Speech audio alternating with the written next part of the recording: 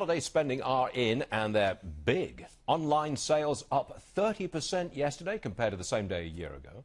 Joining us now is Paul Oster. He's the owner of Better Qualified. Now, that is a credit repair company. Paul, welcome to the program. Thanks for having me. You're a viewer, aren't you? I am. So you know what to expect? I do. Okay, this is combat That's why I'm sweating. Okay. I put it to you, you do credit repair for individuals and for companies. Yes. It's in your interest for people to go deep into debt and to need credit repair. You are cheering on this consumer society. You are cheering on Black Friday selling and buying when people can't afford to buy, aren't you? No, we're actually dealing with the aftermath. Yeah, so exactly. we don't cheer people on. But you want that aftermath. No, we don't. The reason why I'm on the show and the reason why I recently spoke down in Washington, D.C. at a government affairs conference is to change the system. What system? The credit bureaus and the credit reporting system. What's wrong with it? Everything is wrong with it. Well, wait, from the ground up. But that's all you've got. You've got three companies, right? Exactly. What's wrong with them? Well, they are for-profit companies. They are not government agencies. And you're not? I am. But I also don't control the lives of 300 million people. So you have three repositories that collect the data on all of us as consumers. Then you have a separate company, the Fair Isaac Corporation, that generates our credit scores. The government consistently tries to put their thumb on monopolies in this country, but yet they overlook the one company, there's only one, that generates the credit scores for 300 million people. All right. Why is that? Okay, if you think it's fixed and it's a monopoly and the government's got its thumb on it, what system would you put in place? Real fast.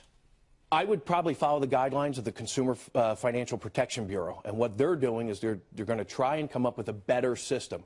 I'm the first person to agree that we need a tool to measure 300 million people.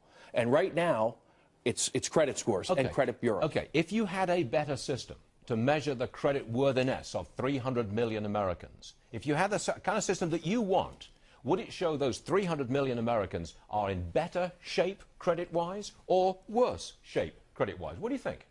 I think it would show that they're in better shape than they actually are, because everyone was stricken with the downturn of the markets and the housing debacle that we all face. So when someone has a 130-day late payment and it costs them 30 points on their credit score, but yet they've paid their bills on time for the past 20 years, to me, that's a flawed system. It's interesting. How much do you charge to rectify somebody's bad credit? That depends upon the amount of work that has to be done. There's not a fixed price in place. So Stuart Varney comes to you, and I've got average cost is $800. $800. That's right. So if I've got a lousy credit score, that would be, say, 500. That's a pretty bad score, isn't it? That's a bad score. I pay you $800, and you get me a score of 700?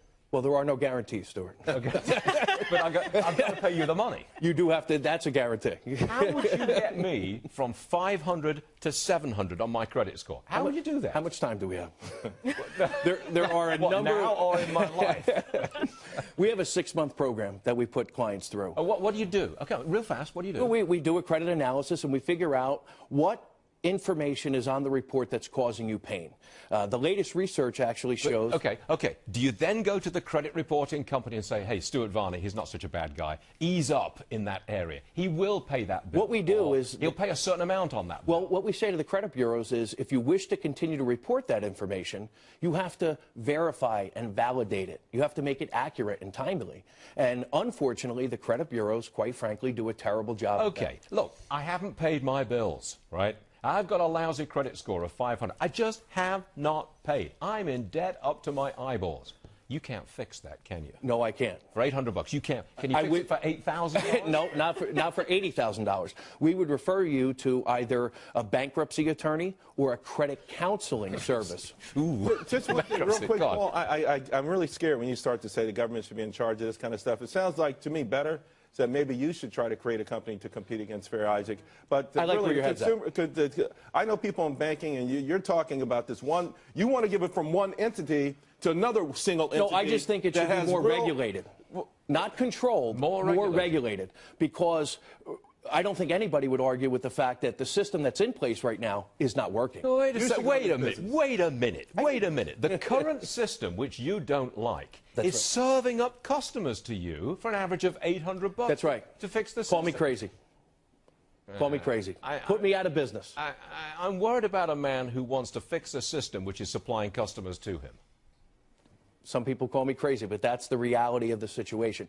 I went into this business. I was in the mortgage industry as a mortgage broker.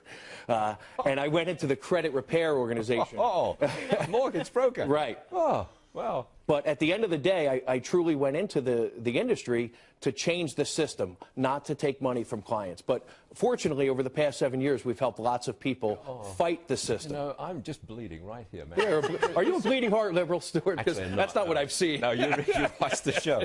Would you come back on this program? I would love to. You really would? Yeah. Okay. All right, Paul Oster, thank you very much indeed. So Thanks for having me. It. Thank you.